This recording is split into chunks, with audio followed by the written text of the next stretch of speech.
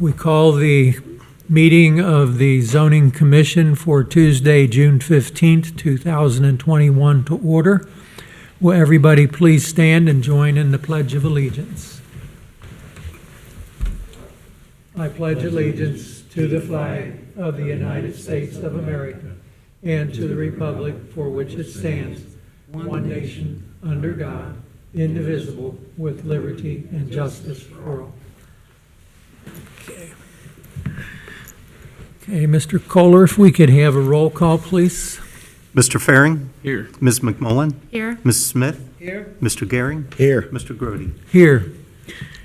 Offer a word of welcome to all who are present this evening and also to those who are tuning in at home. We are glad that you are doing so. Would everyone make sure that you silence your phone or electronic devices so that they will not interfere with the videotaping? First item on the agenda, we have approval of minutes for May 18th, 2021. If everybody would take a look at those, and if you would share any changes or corrections, what have you, that need to be made.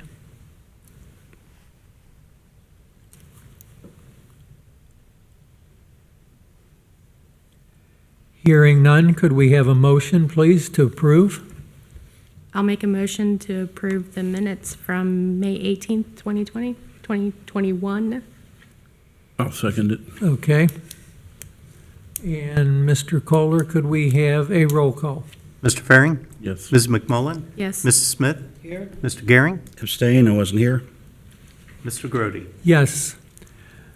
Mr. Kohler, is there anything for public address this evening? No, there is not. Okay. Moving on to item 6, we have a final development plan, ZA 2021-02 and ZA 1999-03, crossings of Colerain, final development plan located at 8340 Colerain Avenue. This is the expansion of the vehicle storage lot. Mr. Kohler, does staff have a presentation? Yes, we do. This is an application, and this is from Brian Rumsey. The preliminary development plan was a bit of an unusual situation. At the time that was submitted, the Colerain Township was the owner of the property. This was a part of a public park. Therefore, the township was the applicant on that application. They gave it a new number, the 2021-02. Typically, what we do with development plans, we stay consistent with the original approval so that that case number and all the amendments to that development all kind of stay in one cohesive file. So that's why I'm cross-referencing in the agenda and the report that older number. If you recall, the only thing that was really modified with this development was adding to the geographic area for an auto storage lot off to the east side of the development. This is a map of the property, and it shows the location is just south of Ronald Reagan Highway on Colerain Avenue. This shopping center originally had one large tenant. It was a Biggs, I believe, and then a few smaller stores in the strip space. Then a few years ago, there was an approval for an additional strip center in the outlot of that along Colerain Avenue. And then that also included an office building up in that northeast corner where the asphalt parking is currently. That is yet to be built. And then what we're looking at tonight is that kind of bump out on the east side. The approval criteria, we've gone through several final development plans, and this criteria is included in your report. If you have any questions, typically I read through these, but that tends to be a little lengthy.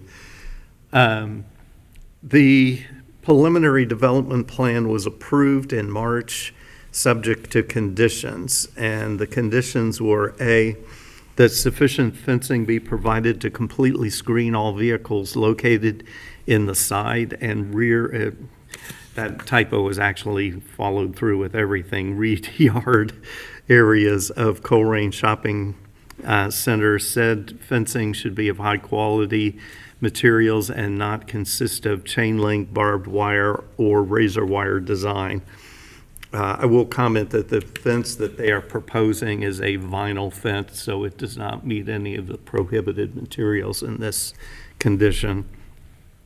Item B, that sufficient screening and landscaping be provided to completely screen all vehicles in the side and, again, rear yards of the Colerain crossing. Said landscaping should be in excess of what is required within the zoning resolution. And this one was interesting, and I'm trying to piece some of this together, not having been a part of the preliminary plan.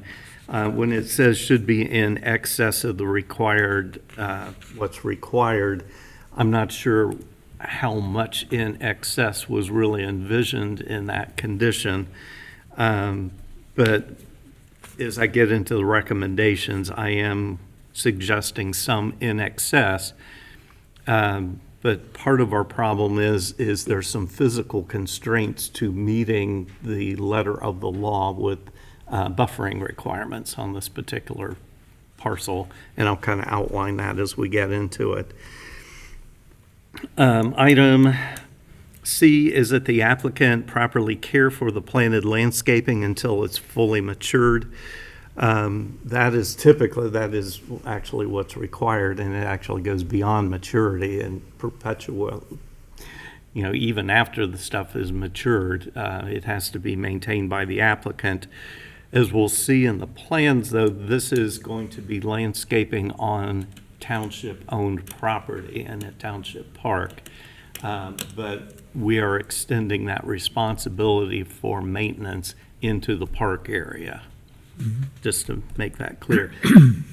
That is actually something that is not allowed in our buffering requirements. Our buffering requirements specifically stipulate that the property required to do the buffering has to have it on their own property and not the adjacent property. So by virtue of approving this plan, you're approving a variance to that particular requirement. Item D, that the growth located from the surplus lot on the site until the terminus of the property line be cleared out.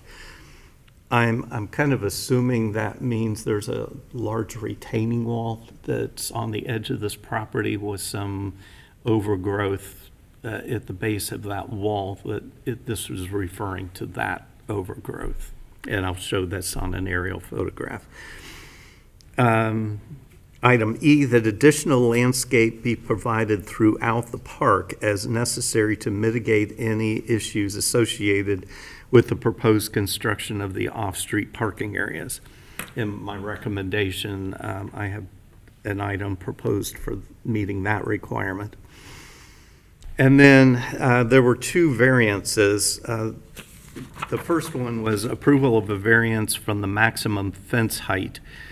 Typically, when I do variance requirements, I like to be somewhat specific. Number one, I want to say what specific section of the zoning code are we granting a variance to? Secondly, what is the requirement versus what is being expected? So we have kind of a finite decision on that. But that was rather open-ended. What I did, well, let me go through the second one, then I'll explain what I did. The second was approval of a variance from the minimum landscape buffer yard. Again, the minimum landscape buffer yard per code is a 40-foot wide strip containing evergreen trees and shrubs. The variance, again, the variance is from that section that makes the requirement, and then secondarily, how much of a variance is being required. And the question is, Are we completely forgiving that? Are we giving a partial forgiveness and so forth? So what I did is I went back through the notes and discerned a clarification. And I will say that this actually had to go back to our Board of Trustees, because the Board of Trustees adopted a resolution confirming Zoning Commission's decision that contains some kind of open-ended things in it.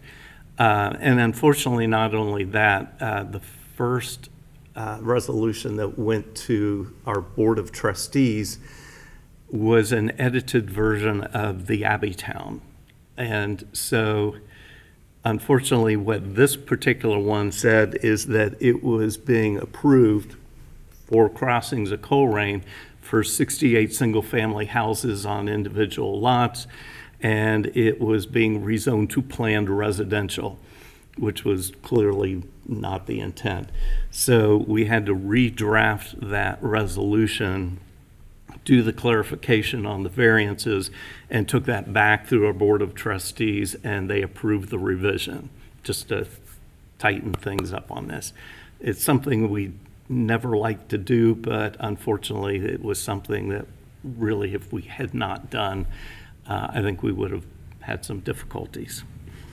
So that's kind of a word of explanation for that.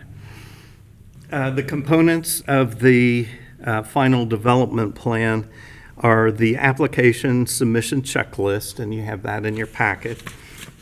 The drawings, they're SP 1.0, SP 1.1, SP 1.2, LP 1.0, A 1.0, A 1.2, A 1.20, and then there's two actually that have that same number, two drawings. And then the segmental retaining wall by Naylor Engineering is all a part of what we're calling this package that you're approving. The significance is once that package is approved, that becomes a covenant on the development of this site. And next. You have in your packet some drawings that shows the fence. It's a 6-foot fence. You'll notice in the It's at 8 foot. well, here we, I didn't go back as clarified. I got to back up a couple slides here. The approval of variance to allow the fencing around the parking area up to 8 feet, where 4 feet is the minimum allowable height. That is what was in the staff report as the request. When I looked at the and I think that's what was presented to this board, that that it was represented that they could only do a 4-foot fence. In fact, the code allows them to do a 6-foot fence. In fact, the application was for a 6-foot fence. So the variance is really a moot point, except for the Board of Trustees approved it. In theory, they could come back later and ask for 2 additional feet in height, and that variance had been granted. And then secondarily, the variance to allow for a 0-foot landscape buffer where 40 foot is required seems to be the intent. And here again is the fence. This is shown at 6 feet in height, vinyl, solid.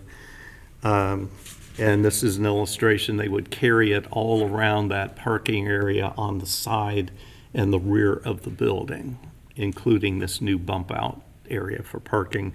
They included a floor plan for the building, just to illustrate this is a collision repair business. They included exterior elevation drawings of the building. These elevations were actually approved as part of a previous amendment, and then the sign allocation for the building was also approved as part of a previous amendment, so we really don't have to deal with that. On the area to the east of the building, there were a couple areas. They called them landscape areas. I think maybe in the past the landscaping died and they were just kind of gravel islands. There's a proposal to eliminate those. And then you can see the parking arrangement for that bump out area. This somewhat illustrates that if you were to do a 40-foot buffer, you wouldn't even have 80 feet across on this site to be able to do it on the site. Therefore, the landscaping that they're showing is on the park property and also on the cell tower property, which is a separate adjacent property. This shows approximately where the cell tower property line goes out from the building. The area to the south of this site, this little parking area, is not owned by the township, and it is leased to a cell tower and has a large cell tower and some ground equipment. The dashed red line is the actual parking lot for the ball fields, the edge of that. And as you can see with where they're putting the new retaining wall, it's going to be almost to the edge of that pavement. This is an aerial photograph of that same thing. You can see that where the parking lot is versus the yellow line. That is actually a property boundary from CAGES, the county mapping system. That particular parcel has been transferred to the applicant at this point. So what that does is it really negates the ability to do that landscaping on both the cell tower property, and there's really no need because the cell tower property is heavily screened already. And it's not like it's a manned site, so people on the cell tower property need to see some screening from the cars. However, I'll note that there will still be a 6-foot fence around the perimeter of that parking lot. And then on the east side, it's right up against the edge of pavement, so that would be very difficult to put landscaping as they have submitted. Oh, back. So those two areas in the green ovals don't show up terribly well, but those are really not feasible to have screening buffering. That brings up a little bit of the problem that one of the conditions was that they exceed the landscape requirements. And the problem with that is they really can't meet the minimum landscape requirements. Back this way. An aerial photograph, again, you can see that parking lot that goes out towards the crossings of Colerain. Down on the, if I get my pointer, laser pointer. This is actually a large retaining wall at the edge of the property. That thing is probably close to 16 feet tall at its tallest point. When this parking lot is built out in this area that I'm highlighting, there's a significant drop-off going down into the park. So what they will need to do is put that retaining wall, the details are in your packet, on there, and that will be up to 8 feet in height. So when you're parked in the parking lot, what you're going to see is an 8-foot retaining wall topped with a 6-foot tall fence, and then the cars will be behind that. So that is pretty effective screening for the cars. Just a slightly different view. You can see the cell tower with some ground equipment. Some of this overgrowth here is on the cell tower property. This is ground view, and this is that section of parking lot where the retaining wall come out to the edge. There's a retaining or a stormwater detention basin just to the north of this, and just a couple views of the park. And I kind of bring this up. They have a few large shade trees along the ball fields. One of my suggestions in the conditions for approval, and it was a condition of the original approval, was to have landscaping throughout the park. I'm suggesting 10 trees meeting our landscape standards, meaning that they would have to be at least 2.5-inch caliper trees, which is pretty good-sized trees. at planting and plant those in coordination with our Public Works Department, that they determine the locations and that the developer provide those trees in the park. This is the area in back. You can see the terrain kind of rolls a little bit. The cell tower is up on a knob, on a high point, and then it drops off into the park going further north. So that's why it goes from a retaining wall going higher where the cell tower is versus it dropping off at the point where this parking lot is going to be. And you also see they're already well under construction and remodeling for the caliper collision. This is the front of the building. Another view of the building. The area that we're looking at is kind of in this gap between the end of the guardrail and where this retaining wall starts. So that would be where it juts out into the park. And then what you'll see on this parking lot connecting to the building will be that 6-foot wide fence with a gate in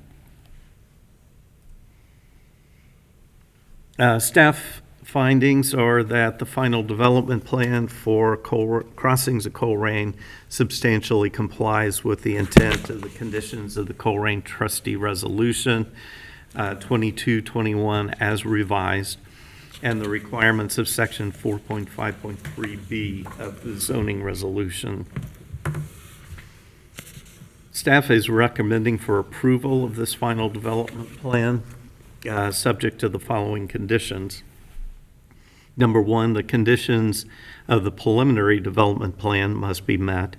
Number two, that all wrecked or inoperable vehicles be parked only within the screened area of the site or within the building, as in we don't want to see wrecked cars out in the general parking lot of this shopping center. Number three, the buffering requirement be waived with respect to the adjacent cell tower property. Number four, the 10 additional shade trees meeting the requirements of section 14.4.4BA be planted in Groesbeck Park at locations determined by Colerain staff. That code section that I reference there deals with the manner of planting and the quality of the material that's being planted. So there's kind of a quality standard built into that. And then five, that any additional exterior lighting meets the requirements of 12.9.4. They had said they might need to have a pole light on this little jut out. The only concern with that being that they would have to do what's called a cut-off light fixture, meaning that it has screens around the fixture so that the light is only focused down versus out. And that's to prevent any glare into the park. So that is the staff recommendation. I know that's a lot, and it's not the most clear-cut, clean case I think we've had roll through here, but I think given the preliminary approval, that this is probably a good agreement to have. I will note that the developer, the owner of the shopping center, is from Florida. The developer and the architect are from Texas, and they were not able to make it to the meeting tonight. Okay, thank you, Mr. Kohler. Commissioners, any questions, comments for Mr. Kohler? Mr. Kohler? I Yes. noticed that you stopped at Oh, number. I'm sorry. I have another slide. Yes. I don't know what I would do without you folks. Yes, conditions continued. That any cleared vegetation on the Groesbeck Park property be coordinated with Colerain staff. Number 7, that the retaining wall be entirely on the applicant's property. Again, they are showing pavement right to the property line, but in fact, that stacked wall is stacked inwards. So I just want to make it clear that the footings and foundations of that stack wall are at least included in their property and not spilled over onto the park property.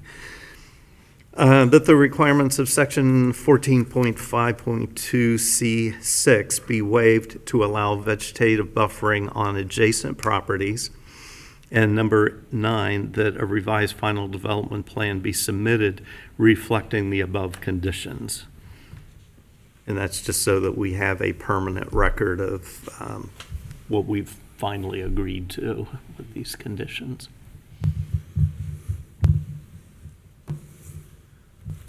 Thank you, Mrs. McMullen, for picking that up. You're welcome. Okay, any other comments or questions or observations for Mr. Kohler? Not for me. Okay, hearing none, then the chair will entertain a motion of some sort from one of the commissioners, if someone would wish to do so. I'll make a motion to approve the final development plan for KZA 2021-02 and ZA 1999-03 crossings of Colerain with the recommendations from the staff. I second. Okay, so it's been moved and seconded to approve this case as has been presented by staff. Is that correct, Mr. Faring? Yes. Mr. Gehring, that's correct? Okay. Any questions, comments, et cetera, on the motion itself that anyone needs to have explained or that you'd like to discuss?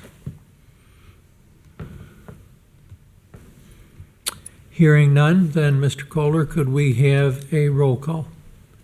Ms. McMullen, Yes. Mr. Gehring, Yes. Mrs. Smith, Yes. Mr. Faring, Yes. Mr. Grody. Yes. So the motion has carried, and this has been approved for this particular petitioner. Okay, moving on the agenda. Mr. Kohler, any announcements under item 7? A combination of that and next meeting, we will have a meeting on July 20th. The only item that we have is the new comprehensive plan for Colerain Township. This is one of the rare instances that this group gets to step back and do more long-range planning versus reacting to development plans in front of you. The plan has been posted on our website for quite some time now, and I have the web address up there on the screen. It's imaginecolerain.com, and it's all online. There's no printed version of this plan. The process is that it goes through the Hamilton County Planning Commission, which will happen the first week of July.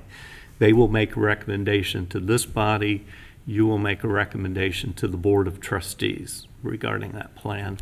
And we'll have a presentation on that at the July meeting for you. If you had time to log on and just sort of browse through it and kind of get some thoughts together, that would be helpful. We'll probably send out a very brief summary of it to you directly before the next meeting.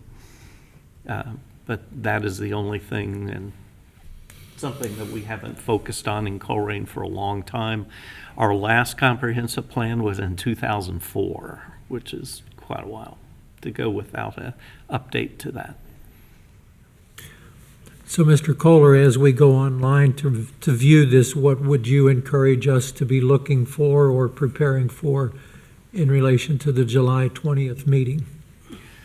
There's a lot of statements about existing conditions, things that we would like to see change, and kind of a series of policy statements about future land use decisions.